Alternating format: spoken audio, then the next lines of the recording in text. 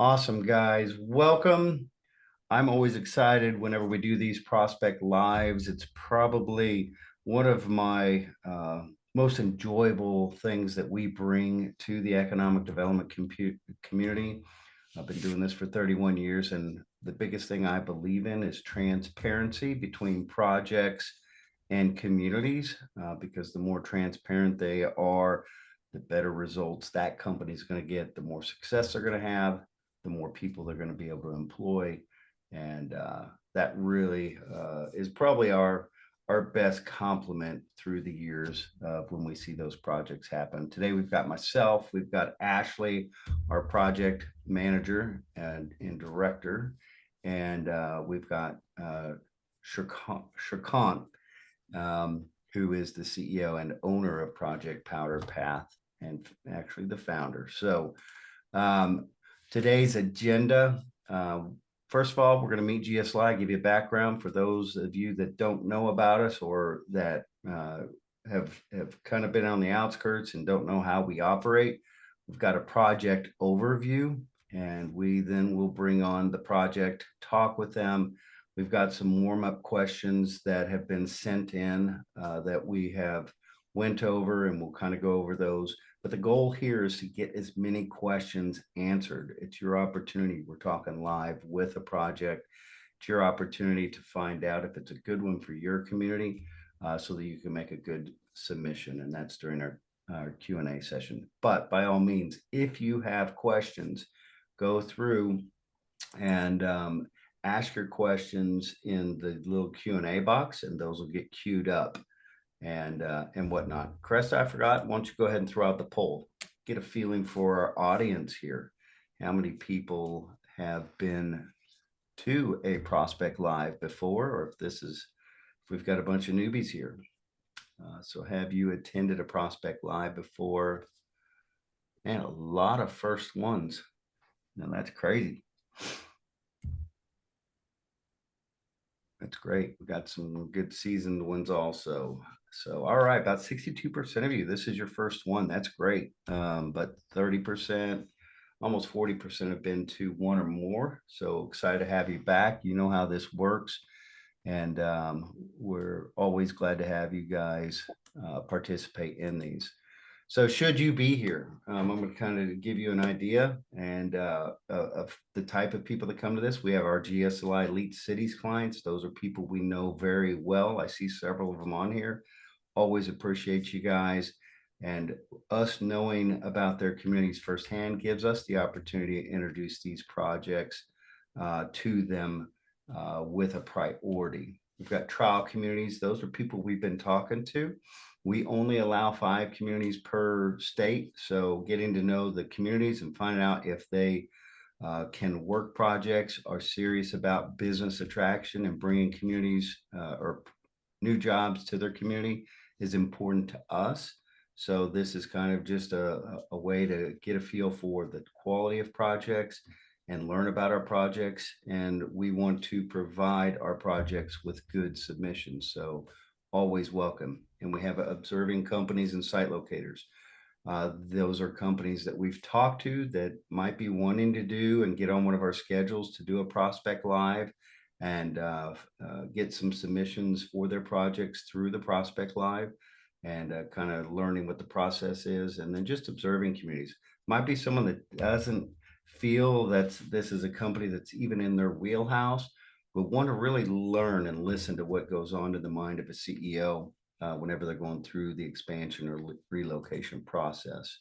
Housekeeping items, you start to be muted.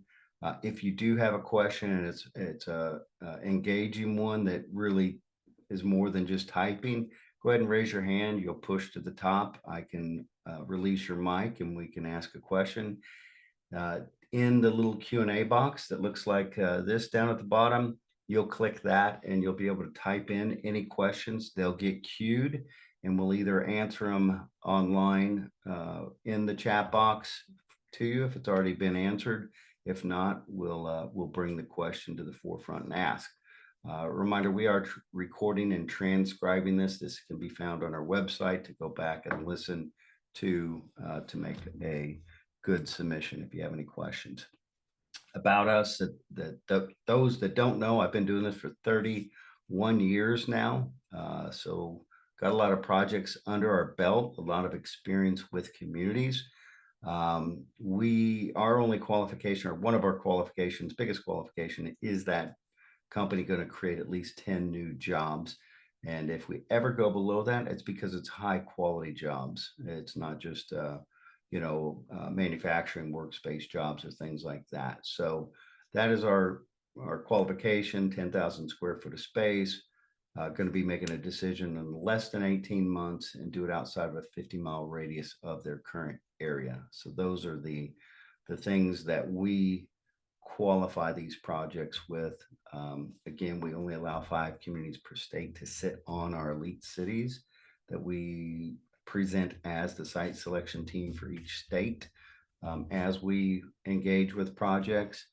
And we have 7 different pillars, and through the years we've been really busy. Since 1994, we've identified over 2,832 projects, which accumulated 152.8 million square feet of space, 9.9 billion in capital investment. And the best thing that I'm proud of is 68,975 new jobs created with our projects. Active projects, you'll be able to find them, and we'll be doing all of our submissions through the portal. So you'll need to be familiar with that. If you're interested in making a submission to the project, it is our way to make it easy for you and easy for the project to gather information. And that's at www.gsliprojectportal.com. There are 84 other active projects in there right now. So if you go in there, take a look at some of the other projects. There might be some good fits on projects that you'd like to submit on. Ways to get plugged in. We are all about free content. We do jam sessions every second and fourth Tuesday. If you haven't been on one, they're a lot of fun. They're 30 minutes and an opportunity for you to learn about some active projects. I teach a lot about AI and how to incorporate that into your economic development program. We talk about portal training, upcoming trade shows, anything to keep you guys in tune with the prospecting of projects. And then we do Prospect Lives. That's what we're doing here today. And we have our master series. We'll tap in and go kind of a deep dive on a particular subject. We've done security, and we've done several different types of master series. Love you guys to be able to get connected with us here. But now let's get into the project.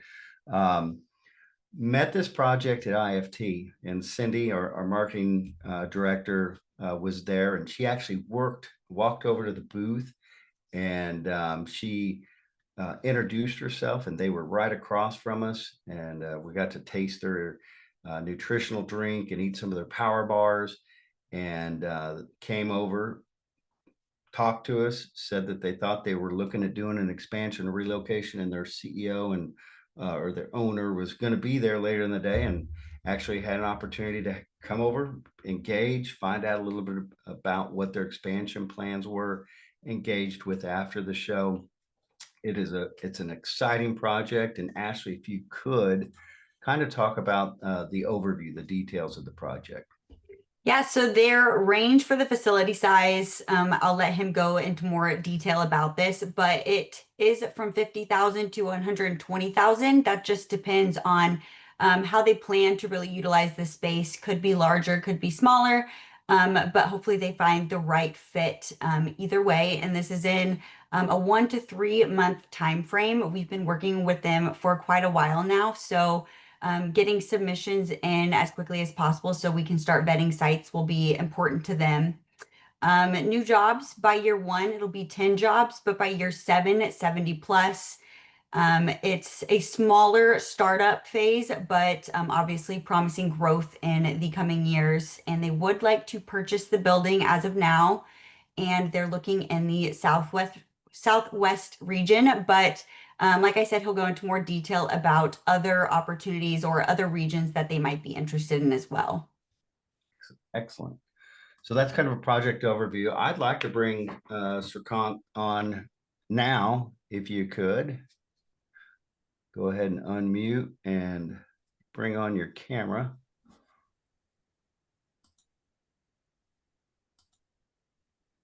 right? All right. Hi Welcome there. again.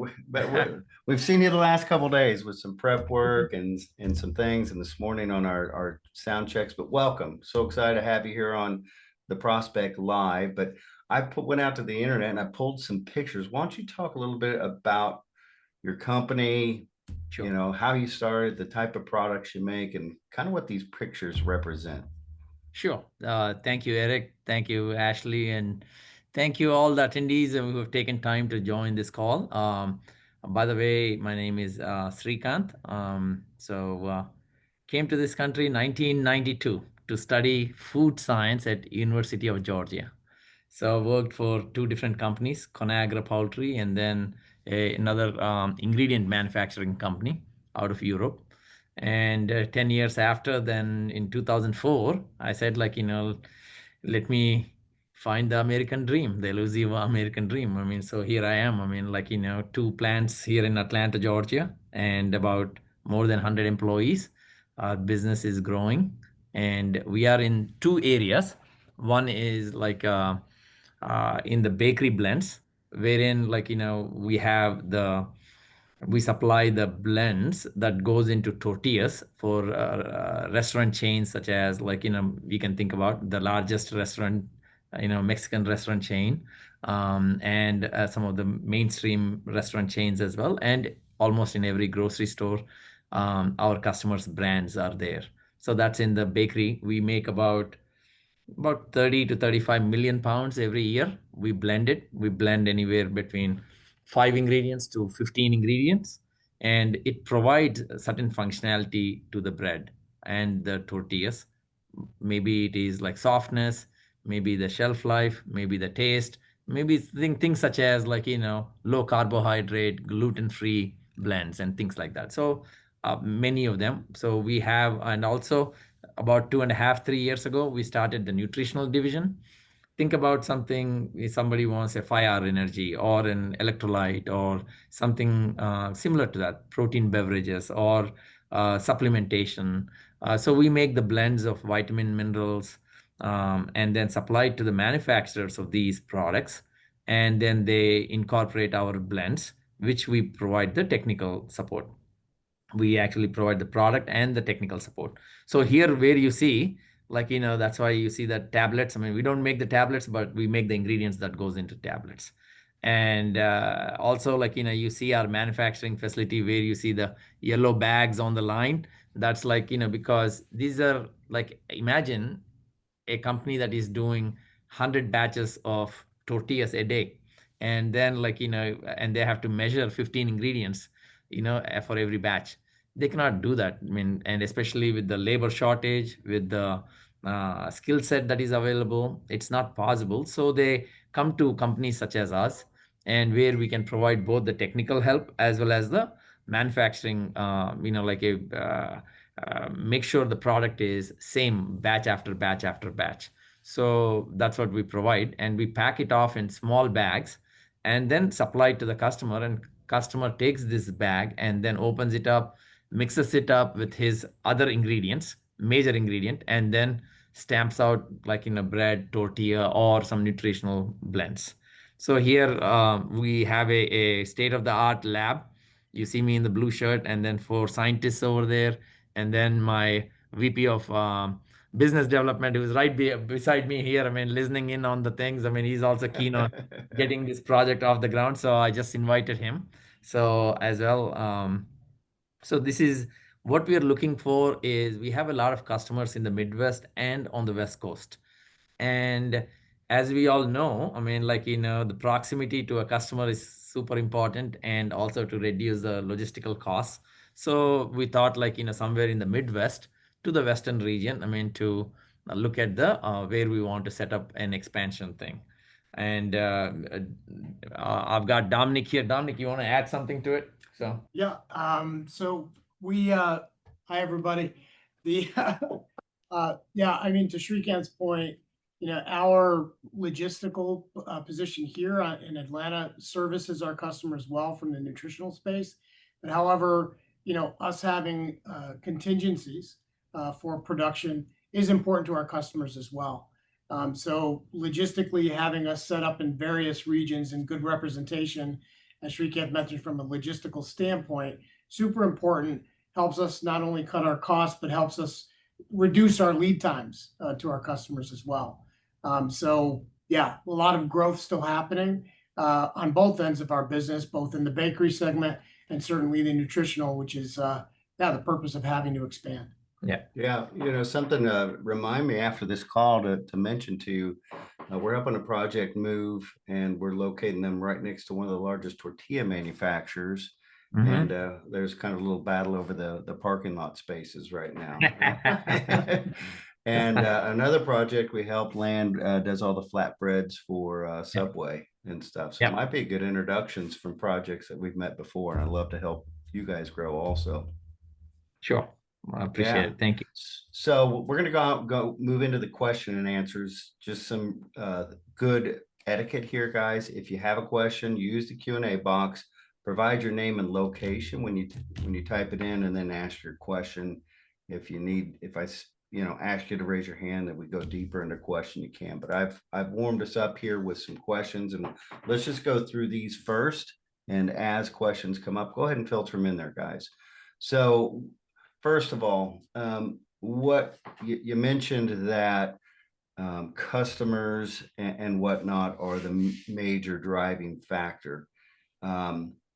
Being a powder, or an ingredient manufacturer, I don't know if when we've worked with livestock or live, there's a living factor of drive time and things like that. What are the true key motivations of making you want to locate from in addition to your current facility? So, I mean, the biggest thing is we have some major customers where we are supplying in that region, the Midwest, the Southwest, and that is one, the logistical cost. The second thing is also there are several other potential customers for us, and some of our customers are actually putting newer plants there. So that will help us to be closer to the customer. And that's why we are trying to move.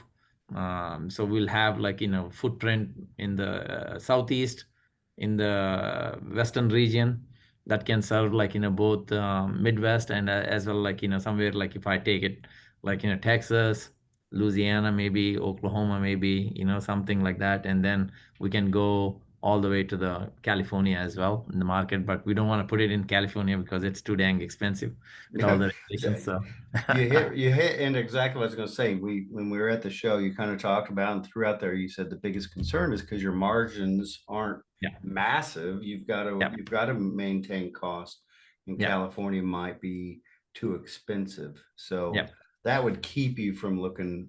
Cost obviously is the number one factor, and those drive times are very key.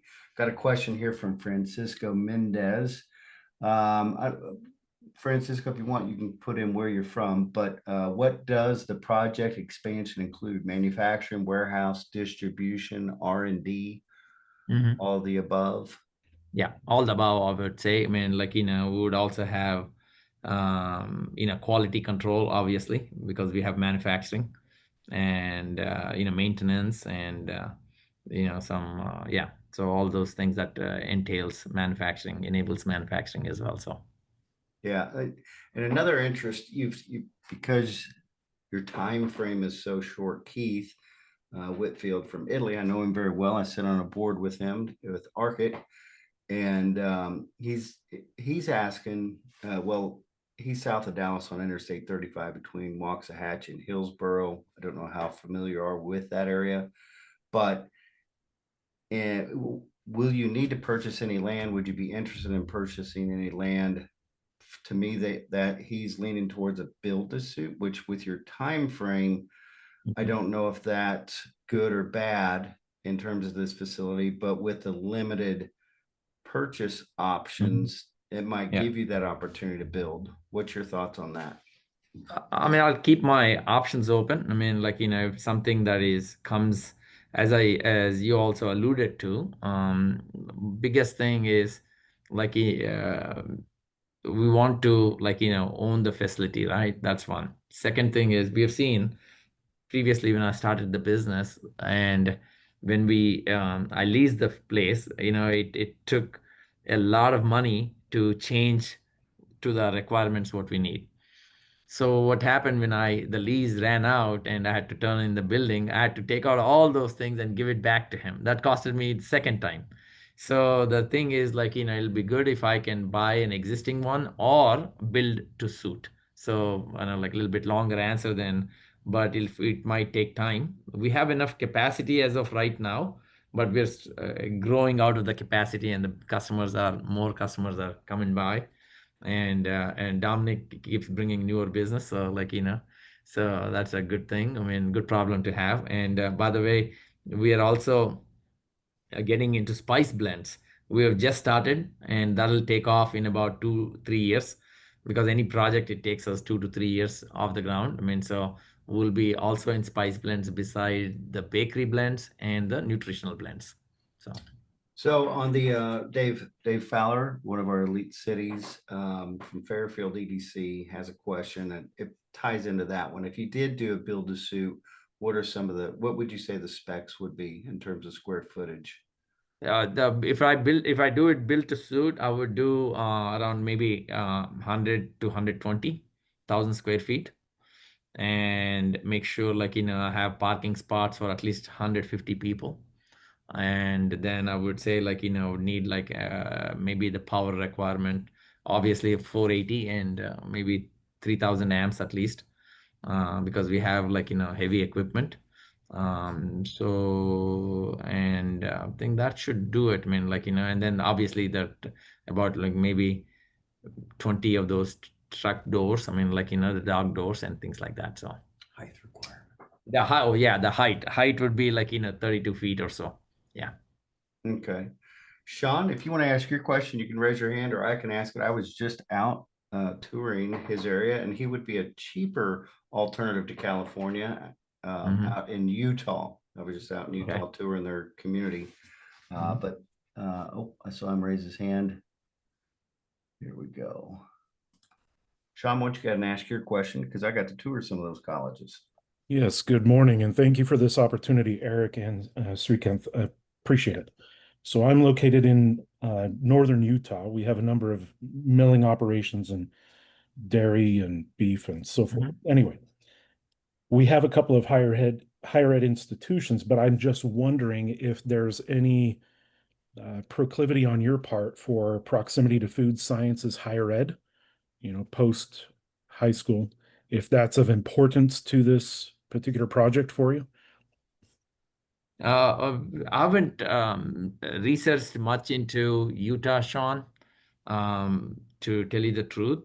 I'm sorry, I didn't catch that. You said what about Utah? So I said, I haven't researched the location. So I cannot speak for it. I mean, I was looking more towards the southwest area, but Utah, I need to see. I mean, how far would that be to Texas and the Midwest and California? It's a good logistical option. I mean, we're seeing that more and more. You're seeing more and more. Yeah. I mean, because from the new Dominic, I mean, he's in the nutritional space, and so he knows more about the Utah facilities over there, right? I mean, so. Yeah, and Sean, is your question in regards to support from an employee standpoint and the type of employees we would be looking for?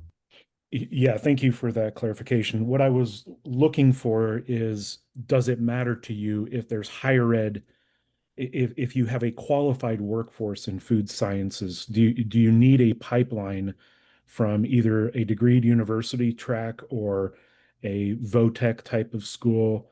What does the workforce component look like for you? Yeah, I think that having a line of sight or resources to our workforce is highly technical. To also, if you think about it from a manufacturing standpoint, we need a certain level of competency from our workers, right? Our work is very precise and very regimented, I would say, in regards to the regulations and everything that we need to keep up with. So that part is important to us, to make sure that the workforce that we have in the location that we choose can support us in a way where we're not bringing people in from outside or we're having to move people to certain locations. It'd be great if we did have that infrastructure to help us in this space. Yeah, if I could mention one other thing, just because of my knowledge, the type of worker also that I experienced in that area was the type that SpaceX hires, the ones that are very privileged, confidential. And you were talking about your video and the importance of confidentiality in your ingredients and things like that. So that might play kind of an important role of keeping those processes in confidence. Right. Yeah. So, I mean, like, we have about 2,000 plus formulas. I mean, right. I mean, like, that our company produces, and library of formulas, and that is there. Having said that, also, like, we are not in the SpaceX business, nor the NVIDIA. We are in the making food ingredient blends. I mean, like where common man can go and buy a burger and things like that for $10 or $15. So so Yeah. yes, Thank sir. you, Eric, for the opportunity to ask that question. I appreciate it. And Yeah. we have Pepperidge Farms and Post in the Yeah. area. So food science is legit, but I won't use this opportunity to co-op. Thank you very much for being able to ask the workforce question. Yeah, thanks, Sean. We have another Sean Wilcox that's raised his hand, just asking if he can ask a question. I'm going to allow you to come on, Sean. All right. Thank you, Eric, for putting this together. Good morning, gentlemen. It's a pleasure to meet you. I represent a part of California in Southern California called Imperial County, and I hear what you're saying about California. However, a lot of those larger coastal communities, San Diego, LA, San Francisco, unfortunately give us the reputation of being expensive. California, is quite diverse, and there are counties like mine that are astronomically cheaper in comparison to some of those areas. For example, our land rates are probably 1/8 of those coastal communities. Our energy rates are the lowest in Southern California. And we have a lot of workforce availability. We're right on the Mexican border, so tortilla manufacturing is part of our culture here. The question I have for you is, I do have an ideal 107,000 square foot building, brand spanking new, ready to go for you. It's set up for manufacturing. There's expansion area to double or triple that size on the property. My question for you is, you mentioned that you preferred to purchase. There's a unique situation where new market tax credits were used to build this building. And so a purchase at this time would cause them to have to unravel that the new market tax credits, and there would be certain penalties incurred on that. However, that requirement expires in about 3 years. So would a lease to own scenario be something that you guys would be willing to consider? Oh, definitely. I mean, like, if it is, as long as we have the option to purchase, right? I mean, that makes sense, because when we take up a building, we have to invest a lot of money into, running the electric, plumbing, and all those things. And maybe, we might need to bring in AC, temperature control rooms. So all that is a pretty significant investment. And then, like, yeah, as I said earlier, I mean, like, if I have to give it back once the lease is over, then what happens is then all that investment goes waste. I mean, so Yeah, and we have a mechanism for that. What we would do is we would lock in a purchase and sale agreement attached to option payments that would occur over the 3 years' time. And that purchase and sale agreement would actually go into escrow, and it would lock you into the purchase, and that it would prevent the ownership from being able to market or sell that property out from under you. Sure. Got it. Great. So thank you very much, Sean. Yep. Yeah, appreciate that. Great question. Let's go to my next question. Let's just talk about logistics in terms of moving your product to and from the facility? Is it just trucking? Do you use rail? Is rail an option? Do you port anything in for your production? What are some of the logistics you need? So typically right now, we are using trucking only. We tried the rail, but what happens is the rail takes longer. And because of all our blends or all our products that are custom made to order, I mean, like, so custom made for, so when a customer needs a certain thing, we turn around within 2 weeks, we deliver that. So which means the customer wants that product on a certain timeline. And we have often seen with that rail, it delays that one significantly. Something gets stuck and then the customer cannot. And then if our product doesn't go in time to the customer, then he might have like 1,000 employees. I mean, like, just doing nothing. I mean, twiddling fingers. So like, so yeah. Yeah. Okay, great. Well, let's talk about the jobs. What type of jobs? Give a picture. We saw the scientists, we saw the, people. Talk about the diversity or the breakdown of types of jobs that you'll be needing. Yeah, so we will be like, obviously we'll have a plant manager and then like, the maintenance, I mean, supervisors and plant production line supervisors. So to give you an idea, I mean, over here, we have about 1, 2, 3, 4, 5, 6, 7. I mean, like, 3 blending lines and in the bakery side, and then about 5 packaging lines. And each line has a supervisor and a lead supervisor. I mean, like, and then obviously we have like a general manager, plant manager.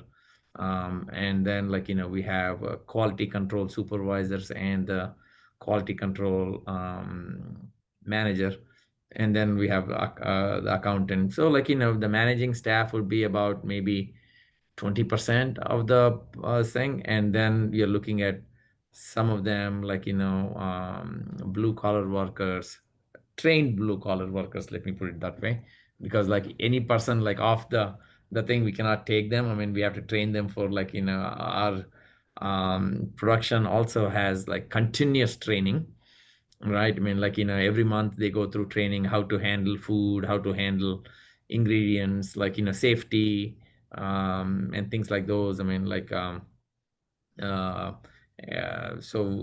and about 70 to 80% would be the blue collar workers, and 20 to 30% would be the, like a managing staff. I mean, that we would have. So. Let's talk about future. We talked about that a little bit earlier. What do you see? What do you see in your future for 10 years? Do you see opening additional facilities as it grows? Is this going to be okay? Yeah. Yeah. So like, let me give you the example. Like, so the first leased facility we had was in 2011. So 2016, we purchased a 50,000 square feet facility. And within 2 years or so, that was full. And in 2021, we purchased another one. So that is 70,000. So like, now being 2025, that's what I'm looking for, another one in about like, within a year or so, right? I mean, by the time we get everything settled and, turn on the machines and get the product out, it'll take like,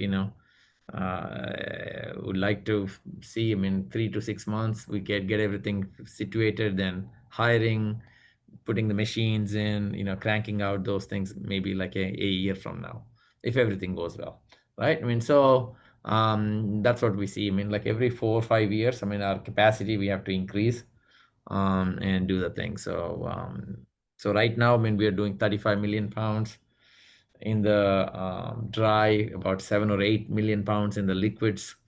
So, and within 4 or 5 years, I mean, I think, I mean, that would add another 20 million pounds or so.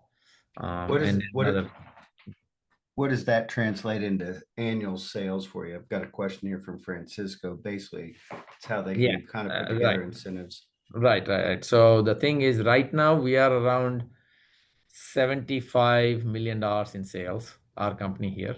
will be somewhere like, my intention is to, like, within 5 years, we want to, we have the nutritional space, and then we are having, like, 3 years ago, we started the nutritional. So in about 5 years, I mean, like 3, 4 years from now, we should have like 30, $40 million in sales. That one increase. All the while the bakery blends is going to grow around 10% a year. And then, like, within a year again, we should have the spice blends increasing. So, like, we have, so to give you an answer, I mean, like, in about 5 years, we should touch around like 125 to 150. That's my thing. Double the Okay. sales almost. And then another 10 years, 10 years from now would be like, maybe 200 to 225, something like that. So, What's it cost you to put in a facility, your capital investment? Like it, depends on the type of products that we do.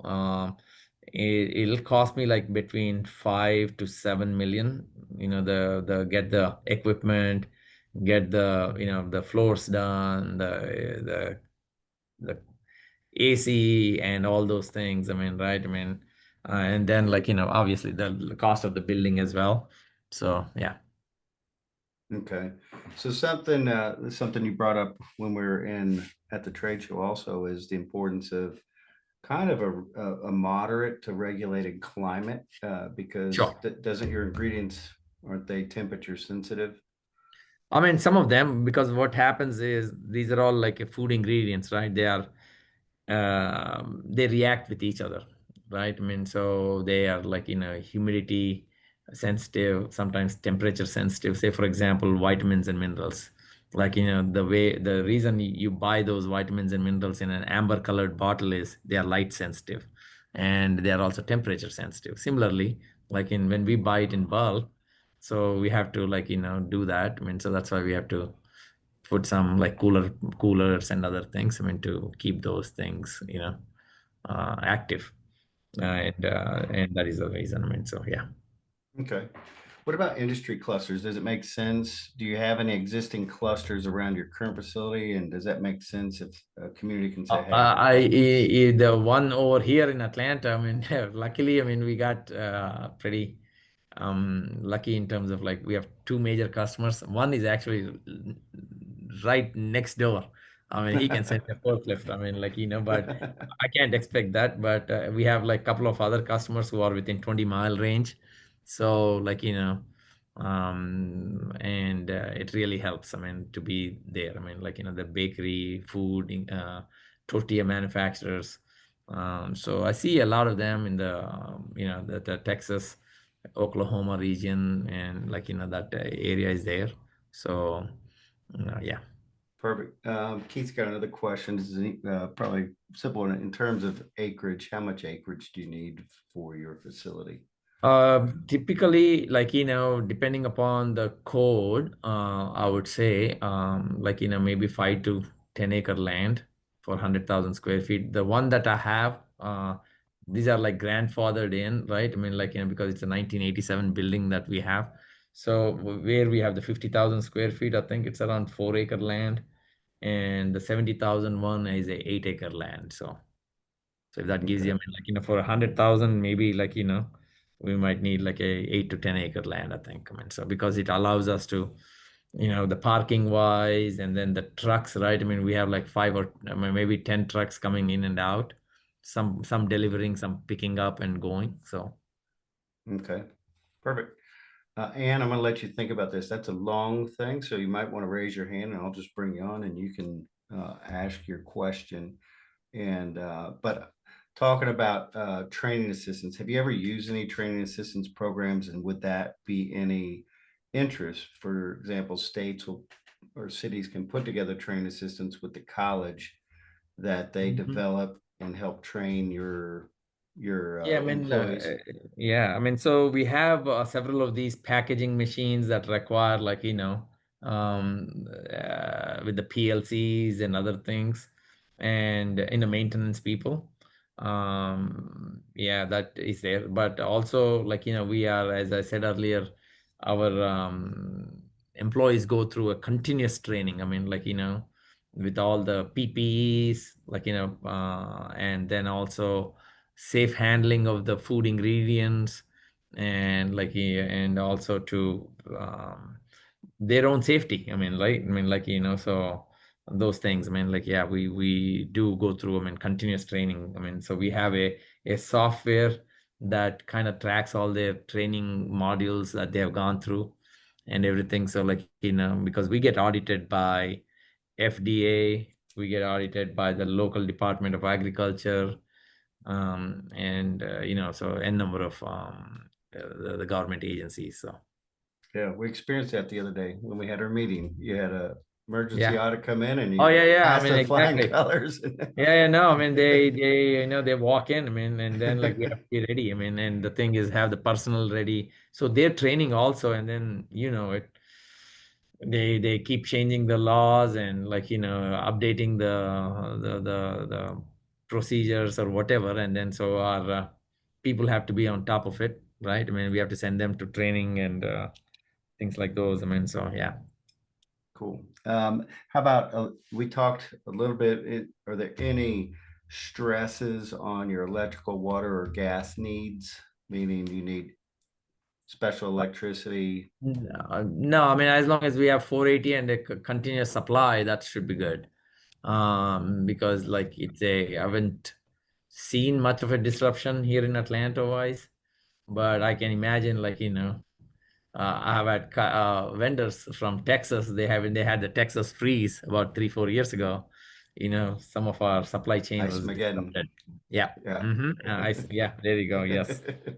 So I do remember that. So Well, yeah. I think you answered it best yesterday. You said you don't know what kind of electricity you need, you just know how much you pay for it. Yeah, exactly. Yeah, so yes. All right. Let's talk about Kim, or Ann, would you like to raise your hand and come on and present your area and question? If you do, click that little hand and I'll bring you on. While we're waiting for you, Kim she's from Coleman, Texas. Very, very logistically located in Texas. And she's asking if you'd have any interest in locating within an opportunity zone. And are you familiar with opportunity zones? Oh yeah. I mean, we are. I mean, familiar. I mean, the place where we are in Atlanta is within an opportunity zone. Yeah, I mean, gives us some incentives as per the employees wise. Definitely. I mean, as long as there is a labor pool, that's wonderful. I mean, we could. Obviously, yeah, I mean, we have all the security and the safety systems. I mean, right? I mean, so cameras and people who can come in and out and all those things. I mean, definitely, yeah. No thing. I mean, so yeah, we'll be open to the opportunity zone. Yeah. All right. And if you could, in the chat, do you want me to open your mic or do you want me to read your question? I'm going to go ahead and read her question. If she responds, I'll bring her on. But Ann writes, my community is a very rural New Mexico community on the border of Colorado, directly on I-25 and a future connection to I-27 to Texas. We're exactly 3 hours from Denver, Albuquerque, and Amarillo. Within a 250-mile radius of us, there are 7.2 million people, which is more people than 250 miles around Denver. However, within an hour's drive, there are 70,000 people. We have a 60,000 square foot building that could work for your purposes. We have a ton of land where you could build the suit, and the city would be open to local economic development agreement to incentivize attracting a business to the area. Would you be open? Would this be an area you would consider, or would it be too remote? Can you remind me what city was it? She's a small rural community on the border of Colorado, directly on I-25 and the future connection I-27 to Texas. So Raton, New Mexico. Okay. I know you're I'm looking up on the map. Giving a geography test here. So I don't know much, I mean, about it. I mean, so can't say right now. Yeah. So yeah. Yeah, and that's what I feel. This is the opportunity to learn, and that's exactly. why I put these to say, hey, let's keep our options. So, and that's a great thing, I would suggest making sure you get in a submission, really Yeah. push those The types of down- things. okay. We're also in an NMTC and an OZ. Tax credit zone, I think. Oh, and opportunity zone. Okay. Yeah. All right. So great. Thank you, Ann. I've got just two more questions, and these are kind of the ones that really drive it home because I've worked with Boeing, which really came down to where he could float his yacht, versus where the right location was to wives making decisions, things like that. Are there any tipping points that really you'd say, hey, this would make me like and prefer a community over another? If you'd had to say, if you're As I said earlier too, I mean, like, for us, because we're in the food industry, the competitive pressures are high, and the pressure to keep the cost low, because like, most of them, like our customer are like, companies such as Walmart and Kroger's and like, the big box chains and the restaurant chains. I mean, so what happens is like, we have to really keep our, things, I mean, like, the expenses wise low. I mean, so that's the biggest thing. I mean, like, now, I mean, with the last few years, I mean, with the real estate going through the roof, I mean, it's just, I mean, like I've been thinking about expanding, and that puts me, as an investment, right? I mean, like, and is it, yeah, that's the biggest point. I mean, like, like for me, it's like the total cost. I mean, like, how much it'll come out. Don't know yet. I mean, like, especially like we know, like it cost me like 5 to 7 million to make, once we secure a place, the land and the the thing. I mean, just the equipment and all those things, that'll cost me that much. I mean, to get, but then the building plus, that how much it's that's an important cost. I mean, so yeah. So that leads me to my last question. If anybody else has questions, we're going to answer just this had question. Dominic, Eric, Dominic has something to add. Just one comment on the cost also being sustainable, Yeah. right? So our Property business, taxes, right? yeah, it doesn't work well with if it's good for us for the first 12 months, 36 months out, it's going to be very different. Our costing when it comes to taxes and those controllables have to be sustainable because we have so many factors in our business that are, heck, we see it now geopolitically, right? With Yeah. tariffs. And our customers don't always react well. We can't raise prices every 6 months. We can't raise prices sometimes for 2 years. Yeah. So our costs have to be solid and sustainable. Excellent point. That brings me up to my final question. Then we'll get into submissions for y'all, how to submit, how to get in on this project. But incentives, because I always pitch as incentives as a way to help you be more successful in the beginning so that you can ultimately get to those 70 employees quicker with that success. And that means the most to these communities. How important are incentives and what type of incentives really help you be successful in those first 3-5 years? The biggest one would be like, for us, like to, I would say like, the acquiring cost of the place and then the taxes. Because like I tell you one thing, what happened was like in Atlanta, right? I mean, we purchased this building in 2016. I purchased it for $40 a square foot. Then in 2021, I purchased for 65. And then suddenly, like, I'm just operating on the same land and same piece of building, but then the city goes out and then says like, hey man, your property value has gone up now. And then suddenly there is it's like my property tax has gone from like say 30,000 to like now 90,000 or something, right? I mean, because of the appreciated value. Then where do I like, go get that extra money? I mean, I can't go to my customer and say like, hey man, you need to do this. I mean, so it's kind of, there should be, as Dominic has said, I mean, keeping those costs low, operational costs, especially like, because it's a big amount we put in. this is a concern. I mean, I'm sure, I mean, like not only us, but also the other business owners as well. I mean, especially in the food area, trying to see, I mean, where if you can help us with lower cost of acquisition of both land and building, that would really help us out. So Perfect. Excellent. All right. So let's talk about submissions. We have a quick timeline. We make it very easy here just in terms of the process, but our submission is going to be on October 28th. You do have to go to the portal. It makes it, you don't have to, it's a free account that you create, but you can create an account, you can make your submission.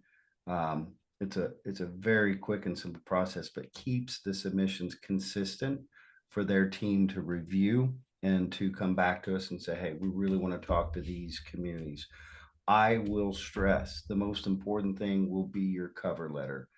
Be to the point, be accurate on and what you can deliver into their needs, and let them get through the cover letter and understand why they should dig deeper in and consider your area. We make it super easy. Chris, if you could throw up the poll. If you answer that you're interested in submitting, that'll alert our team to know that a submission is coming in.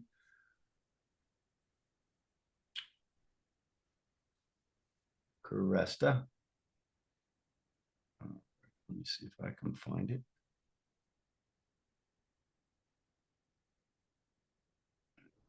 Let me see if I can find polls. She says it's not. Or Caressa, could you make it real quick? It's just that 3-question or 3-answer one.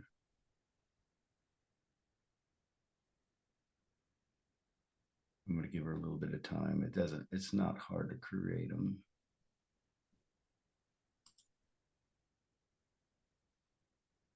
Or maybe she's not seeing the polls.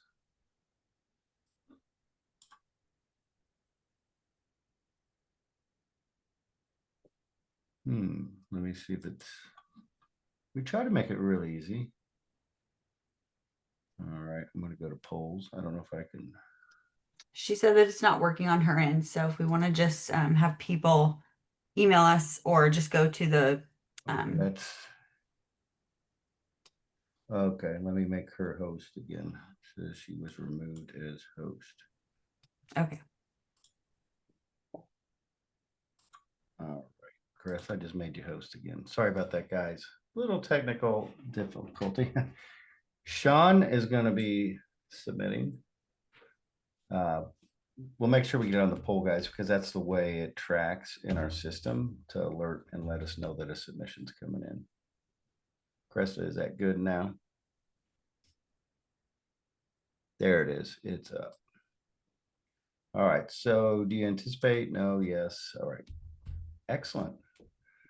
Got 14 so far and growing. So as you guys are doing that, here's the process. We'll help you walk you through that submission. Get it in. Let's get it in by October 24th. Ashley will be packaging these together and putting them together for their team to take a look at, understand, and come back to us and say, hey, we really want to talk to these 5 communities. That might mean getting your map out and putting pins on it of where these locations are. And then we will reach out to the communities, and we'll probably schedule any kind of Zoom call again before you guys then at some point probably want to make a site visit and see the facilities and tour the facilities. If you can sponsor, we always encourage you to sponsor them, bring them in, pay for their plane ticket, and be a good host if they're coming in for a visit and taking a look at your property. But again, this is going to be recorded. I'm going to give you our contact information. We're at 11:54. We promised 45 minutes. I'm sorry about that. But I respect your all's time. Here's our contact information. If you have any questions, we're going to go ahead and close that poll for submissions. So get in any last people there. And to you, the communities, thank you so much. I'm always impressed by your turnout and interest in helping companies expand and relocate and come to your communities. And that is an important part of this whole process, is your willingness to help companies and their success on needing to expand. So thank you for your time. And until we see you guys again on a jam session or another Prospect Live, thank you for what you do, and continue to make your communities grow. And Shrikant, thank you so much. And you guys Thank you. have a great day. All right. Take care now. Bye. Yeah. Bye. Thanks, everyone.